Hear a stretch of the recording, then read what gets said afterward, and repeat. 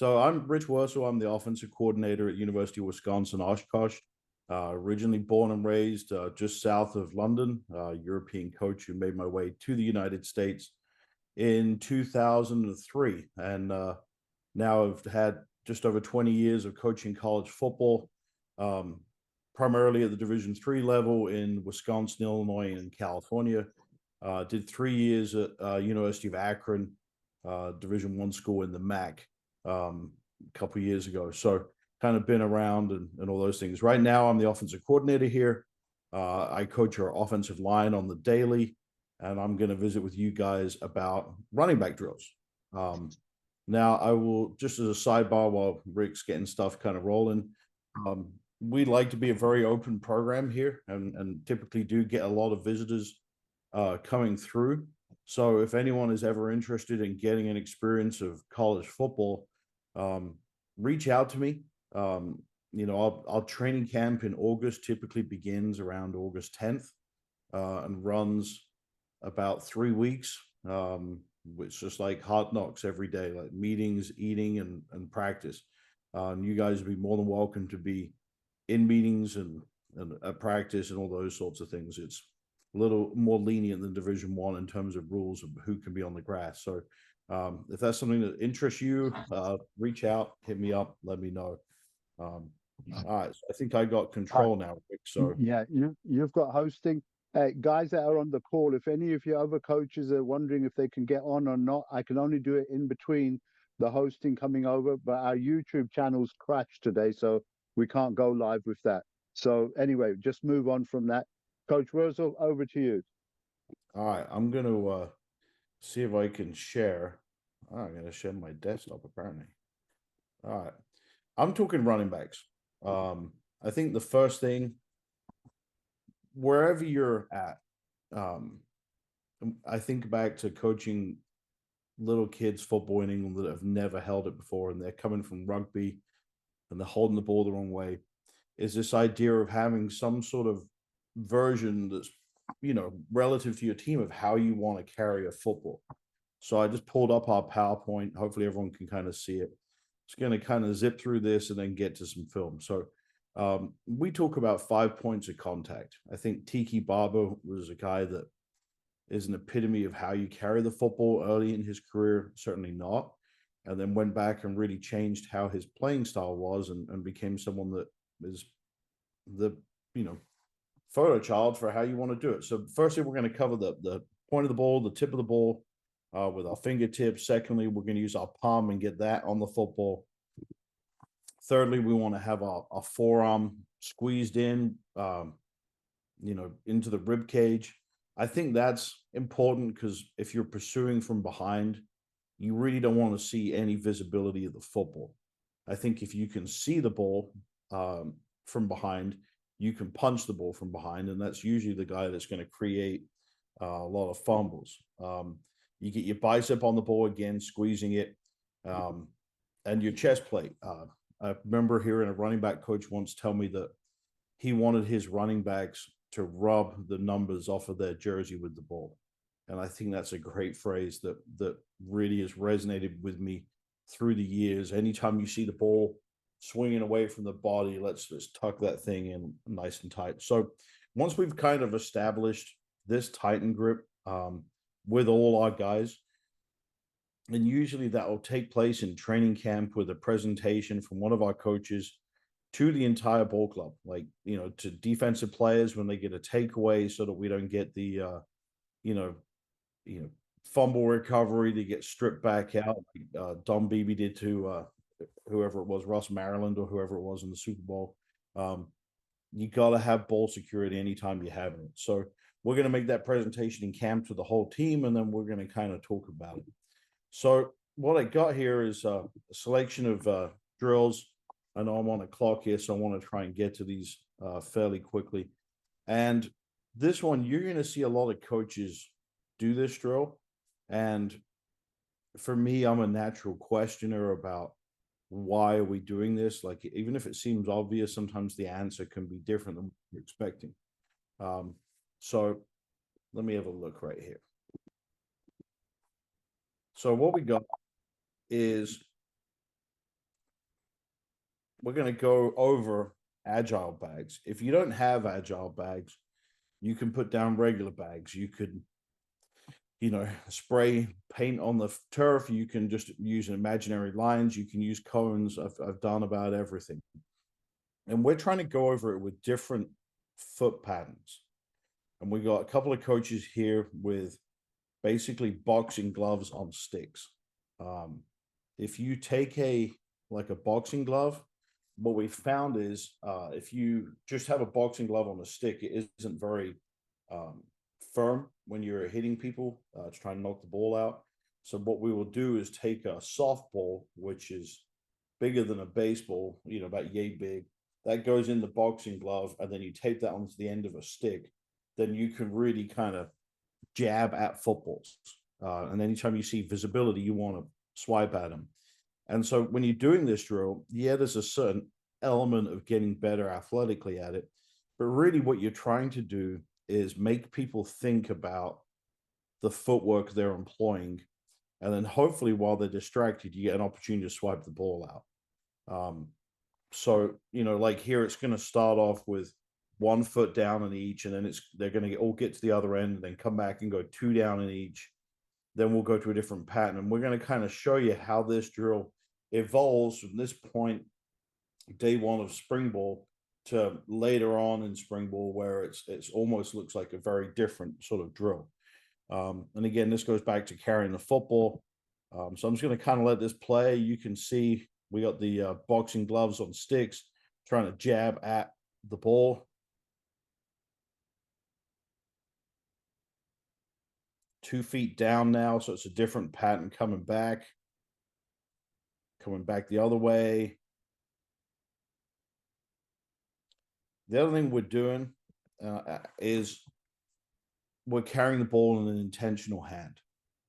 I think a lot of guys, when they do this drill, if they think the coach is on this shoulder, they may try and switch the ball to the other hand. No, like, you're not always going to be able to switch the ball to the outside hand. And I'm kind of a proponent of not switching the ball and then just keeping the ball in your dominant arm. And sometimes that leads to where you could be in trouble, where somebody's coming in and trying to tackle you the same side of this ball, and you're going to be able to protect it. So this drill, I think, starts off fairly simple, like a shuffle through, seeing if that elbow is going to get away from the body, trying to strike at the ball from different angles. If we feel like it's pretty good, we may not need to. I think this was actually back in COVID. We got people wearing masks. Like, if the ball's visible from behind, you can see that coach there poking at it from behind. So this would be like day 1. You got guys, perhaps they're new to the sport. They grew up playing some other sport. I think it starts establishing how they've got to have the football and be aware of the football all the time. And just, it sounds really simple, but we do it every single day. So I'm going to kind of skip forward through some of these. I grabbed like 80 million clips, so you can kind of see the evolution. So now, bad weather, we're going to be inside. We're going to go through. Now we've got a PVC chute right here. This is just to kind of get us to bring our pads down, add another element into it. And once they clear it, then they have to use some sort of move in the open field. So they're coming through, swiping at the football, get their pads down, some sort of move. You can see they're bringing over even bigger stick over here now.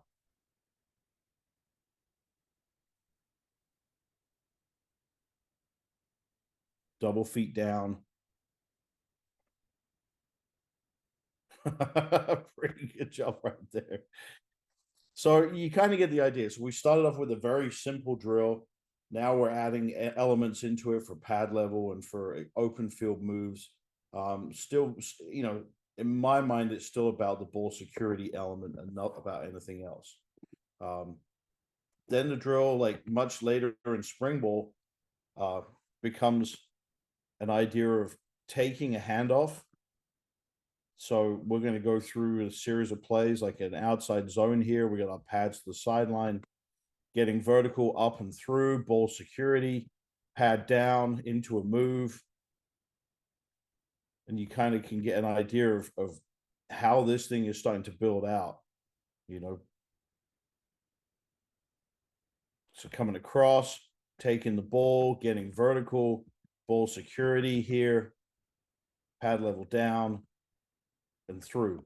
And the chute here, I mean, yeah, if you go online and look, like this chute may cost like $1 billion. But for those of you guys who are pretty handy, I think you can go out, get PVC piping at the local store and kind of construct something. As to how tall it should be, we've kind of messed around over the years, making it taller and shorter, and had shorter ones and taller ones. But just something that's going to make you get your pad level down and be wide enough to kind of fit through. We were not above trying to build things if we felt like we needed them. So this drill has kind of evolved now, and this is typically the first part of individual practice that we'll get to, is this kind of agility, ball security kind of drill, and just trying to give you guys some iterations as to like how it has evolved. So now later on in spring ball, again, we got a coach. We have our handmade PVC pipe. Here's our fancy one with some towels, duct tape around it. And then he's giving the guys like, hey, a linebacker's appeared in this hole. You got to work through. And actually now we got running backs carrying the ball in each hand, so we can work it on both sides, and they're both swiping at the ball. So jabbing at the ball, coach gives them a read, go opposite of which hole is full. Again, changing these patterns in here, like 1 foot down in each hole, 2 feet, 3 feet, shuffle, jump cut, whatever you want to do. I think it prevents the drill getting monotonous over an extended period of time. And if there's some element of footwork that you want to develop with you guys, it's a good avenue to do it in a pretty quick kind of way. So that was the first part of it. And that's really the first part of Indy every day, is hitting up these agilities into that. Typically what happens next for us in practice is a mesh drill. And I wasn't going to show this at first, but then I kind of was thinking, I think we often take this for granted. So I remember coming to some Brit ball practice a few years back, and this part of practice didn't happen. So what we're going to do is take the quarterbacks and the running backs. For us, we use trash cans. I know some places have those like lines that have, you know, left tackle, left guard, center, like on them. Trash cans work pretty well for us. The joke with the O-line is where the small one gets placed, as that implies that offensive line is the smallest of the crew. And so they usually, as we're running over to the O-line section over here, they're trying to move those around before the running backs can get to them. So like mesh, like there's a lot of moving parts here, but for the running back, it's an opportunity to get live handoffs from a quarterback. And then typically our running back coach is going to give them some sort of read, like here, like he's showing his chest this way that he's been reached. So the running back has to go around the outside. And then here he's getting a lot of width to him. So the hope would be the running back would cut up inside of him. So now the running back's starting to get this kind of handoff phase, and then the read for that particular run play. And every day before practice, we sit down as a staff and we decide, hey, in this 4-minute period, what is the couple of plays we're going to run? And then it's really pretty rapid fire as quickly as we can. Like, you know, one quarterback is going through the handoff phase, one QB is a center, one guy is the read. We got a coach over here acting as the running back's read, and this thing should just kind of move through fairly quickly. I wish I had it kind of in real time, but it'll give you the idea. And I just think going through this, like, especially if you're a more complicated offense in terms of multiple backs, like a wing T system, setting up these frames and going through the backfield action is really good and just gives you a lot of repetition handing the ball to different guys in different paths and repeating it over and over so that it can be as clean as possible. If you're having problems with quarterback center exchange, whether you're under center in the gun, then you can bring your centers over here and get them a bunch of snaps, snapping the football back here, and the quarterback trying to track it. And sometimes our quarterbacks, let's see where Josh puts this ball. They try and place it different places so that it isn't always just directly in your hands. Like, if our center is going to be snapping it over here a lot, let's try and simulate that there. It's a certain level of self-awareness to it. But this would be the second thing that would happen in practice. So we've started off hitting those indies for a couple of minutes. And at the beginning of the year, it's a 5-minute period. By the end of the year, we're down to 3 minutes, and we're getting the same work done. As this has become a little bit more efficient with it.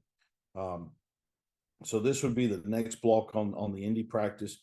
And for our running backs, typically they're going to be the group on offense with probably the least amount of individual time, because if we have a 20-minute block for individual work, they may be with the quarterbacks for 5 minutes of it. They may be catching routes for 5 minutes of it. They may come with the O-line to do some reads for 5 minutes of it. They may only get 5 minutes of pure running back indie per day. And then because during special teams, they're returning punts, returning kicks, on the punt team, blocking. They're that sort of athlete that are going to be used in multiple core special teams. So this is really about the extent of what they're going to get on a daily basis. Like, the group that gets the most indie is the offensive line. So we have a massive amount of indie repertoire, but for these guys, like, it's much smaller. So they're going to get this every day. And then we go into the idea of pass protection. So however your pass protection is set up, typically, most of the time, running backs are going to be responsible for linebackers in pass pro. Occasionally, they've got responsibilities for defensive ends and those things, but most of the time, we're trying to keep our 200-pound running back off of a 250-pound defensive end. So here we're going to go through a protection, and you're stepping up. If you're a 1 to 2 team with eyes back here on the -2, then great. It's a case of stepping up with your inside foot and seeing, and whichever one of these guys wants to come, you have to then go fit them up. If both guys are coming, then you're fitting up the inside guy the most. So this drill is about recognition. As the coach, you're stood there, you're pointing which guys are bringing, or multiple guys, and the patterns you use with the linebackers need to be the patterns that you see from your opponent this week. So if you're playing a team that this is the line of scrimmage and they like to walk up in the A gaps, then you need to have these guys walk up in the A gap. And if their big blitz is this, then the running back needs to get used to seeing how quickly that's going to happen. If they're a team that likes to play this game like America's Blitz, then let's show them that, like, game realistic kind of situations. So like, it'll step up, like here, it's a backside blitzer. So the running back has to step up, inside foot. He's scanning, sees the backside blitzer should be his last guy he's looking at. Accelerate up. You're trying to get your hands inside, your eyes under their chin, and fit this thing up. And it's kind of 3 points of leverage. I'm going fast here. I'm going to slow down a little bit. But there's 3 points of leverage in blocking, right? There's an inside leverage where your hands are inside. There's a vertical leverage where you want to try and get your eyes underneath their chin. And then there's a lateral leverage. And so if you can win those 3 points of leverage, you're typically going to have a good block, regardless of what position or what the block you're being asked to make is. Inside, vertical, and lateral. So right here, this running back did a good job getting inside. I think his pad level was lower. And then lateral position, is he in a ball me man relationship? And that's kind of a phrase I hear our coaches use a lot. So ball me man is like, where is the ball? Where am I? And where is the man? Like, if this is the QB, and this is the defender, like I need to be in between these two guys. It sounds kind of obvious, but having a quarterback here helps you kind of understand where you need to be in this drill. So if you're trying to do the drill without a quarterback, I think it's a disservice to the running back. So as the coach, be the quarterback, but also point where these guys are going to be. So a couple more examples of this drill. Like here we got a guy walked up on the line of scrimmage and a split backer box. It may look like exactly the same thing, but it's a little different. That's a look that our defense used to give us back there. Edge blitzer, gonna go fit him up, hands inside, eyes down, like we've got vertical leverage, and then in a ball me man relationship where we're inside right here. 3 points of leverage, got that, finish it off. So this drill, I think, is really invaluable. Like if you're playing any kind of team that wants to blitz, or just you're relying on the backs being able to recognize what's going on, taking out the O-line, D-line, and just training them to see who they're responsible for is really important, for them. And then along with this comes a few more supplemental drills. So you can kind of squeeze everything down and really break down onto like, okay, where you putting your hands, what's your hat placement, where are you relative to the quarterback, like kind of go through the one element of the drill.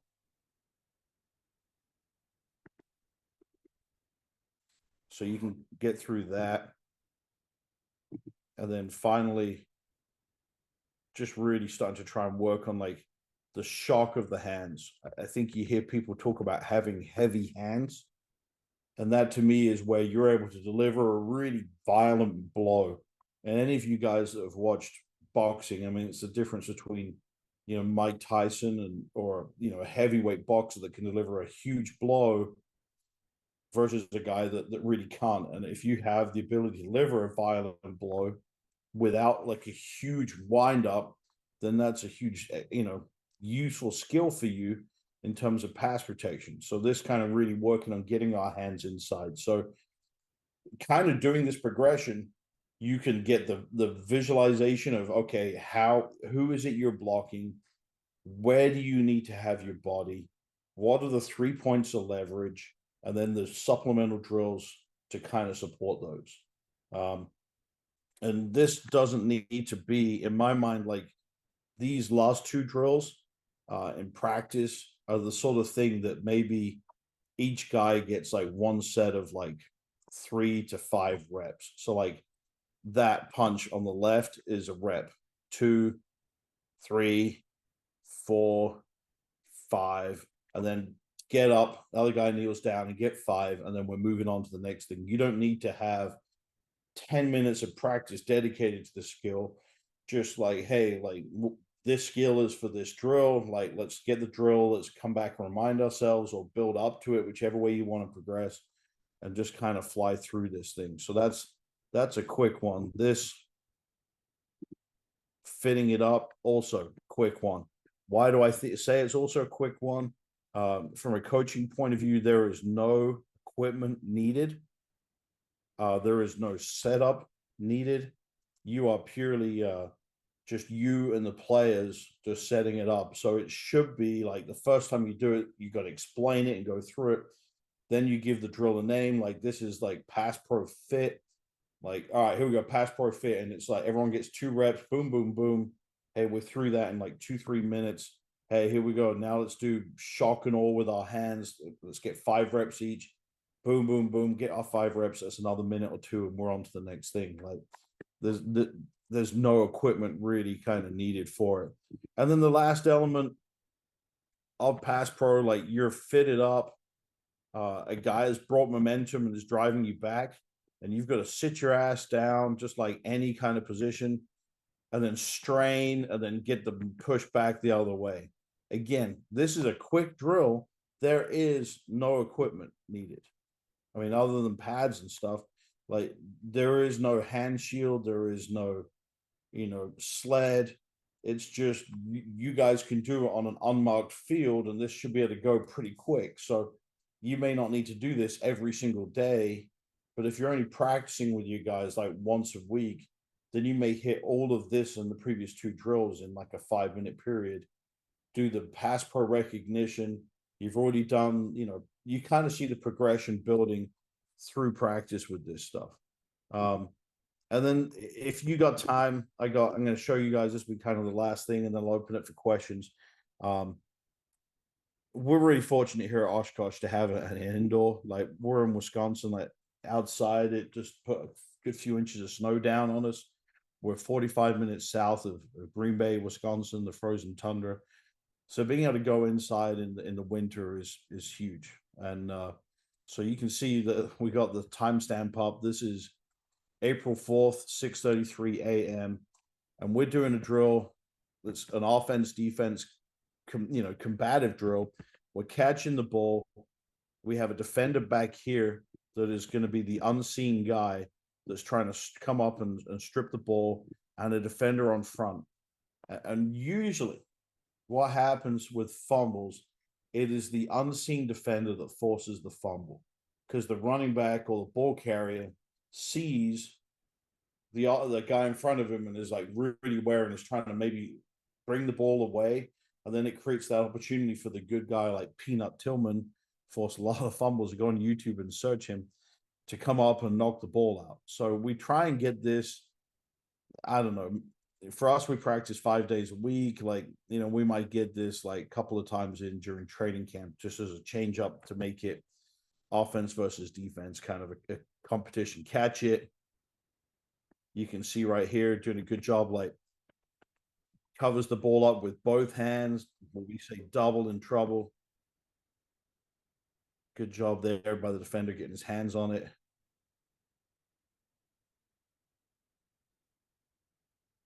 Just wanted to show you guys, illustrate a few of these kind of things, and then some make and miss drills, just stuff you can do offense versus defense as you go through.